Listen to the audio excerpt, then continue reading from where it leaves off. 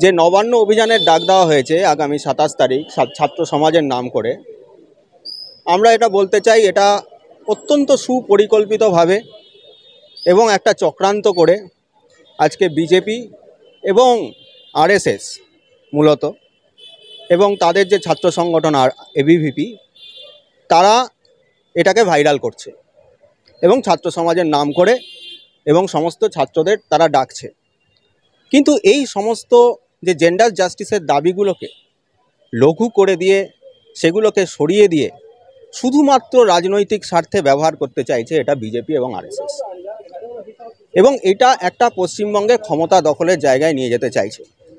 পশ্চিমবঙ্গের মসনদে কে থাকবে না এটা পশ্চিমবঙ্গের জনগণ ঠিক করবে।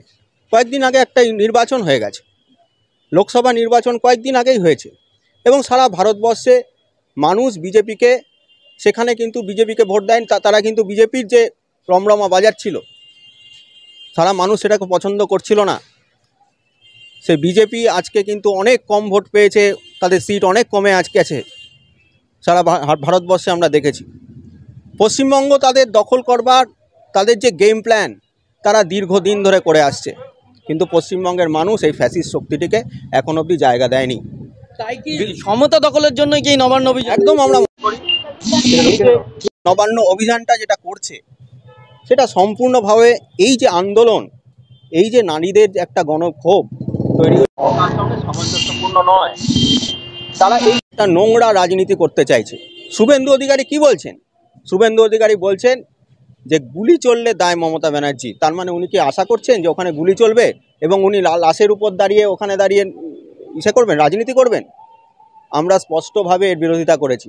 আমরা বিপ্লবী যুব অ্যাসোসিয়েশনের পক্ষ থেকে গতকাল প্রেসের সামনেই সেটাকে জানিয়েছি, প্রেস রিলিজ দিয়ে জানিয়েছি আমরা আগামী 27 তারিখ যে চক্রান্ত করে যে একটা বড় অংশে যে ছাত্র যুবকে তারা নিয়ে গিয়ে গুলির মুখে দাঁড় করাচ্ছে, এমন কিছু একটা ঘটাতেই পারে তারা। আমরা বিজেপি নামক শক্তিটাকে চিনি, তারা এমন একটা কিছু ঘটাতেই পারে যে যেখান থেকে গুলি চলে গেল, কিছু ছাত্র মারা গেল।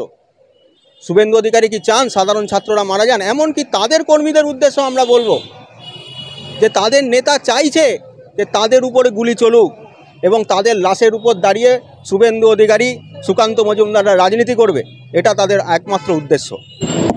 যে বিজেপি একটি সম্পূর্ণভাবে পুরুষতান্ত্রিক ব্রাহ্মণ্যবাদী একটি দল। আজকে দাঁড়িয়ে উন্নাওতে কি হয়েছে, কাটুয়াতে কি হয়েছে, এবং এই ঘটনা মানে আরজি করের ঘটনা যখন সামনে এলো তারপরে আমরা দেখেছি আমাদের পশ্চিমবঙ্গে নন্দীগ্রামে কি হয়েছে।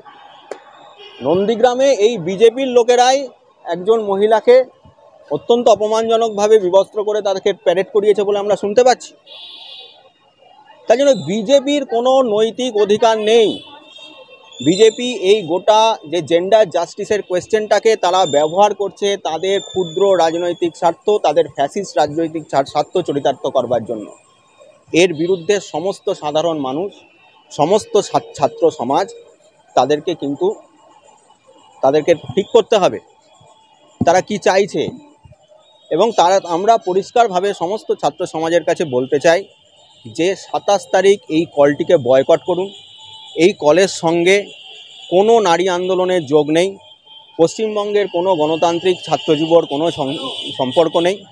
এই কলটিকে আপনারা সবাই মিলে বয়কট করুন এবং আপনারা বিজেপি এবং আরএসএসের চক্রান্তে পা দেবেন না, এটা আমরা পরিষ্কারভাবে বলতে চাই। আমরা প্রথম কথা আমরা বলতে চাই আমাদের সুনির্দিষ্ট কিছু দাবি আছে এবং এই দাবিগুলো আমাদের নয়, এই আন্দোলন থেকে উঠে এসছে। সেটা হচ্ছে জেন্ডার জাস্টিসের দাবি। 2012 সালে নির্ভয়া কাণ্ডের পরে দিল্লিতে বেশ কিছু দাবি উঠে এসেছিল, তার ফলে জাস্টিস ভার্মা কমিটি সুপারিশ তৈরি হয়েছিল, রেকমেন্ডেশনসগুলো তৈরি হয়েছিল, এবং আমরা এখনও দেখেছি যে এখনও পশ্চিমবঙ্গ এবং তথা সারা ভারতবর্ষের বিভিন্ন জায়গায় আইসিসি তৈরি হয়নি, জিএস ক্যাশ নেই, এবং এই ঘটনা যেটা ঘটেছে অত্যন্ত মর্মান্তিক ঘটনা। সেই ঘটনায় যারা দোষী তারা এখনও ঘুরে বেড়াচ্ছে, তাদের অবিলম্বে গ্রেপ্তার করা হোক, সেটা আমাদের দাবি আছে। আমরা আরও অনেক দাবি করেছি, যেমন কলেজে কলেজে জিএস ক্যাশ চালু করতে হবে, সমস্ত ইনস্টিটিউশনে আইসিসি চালু করতে হবে।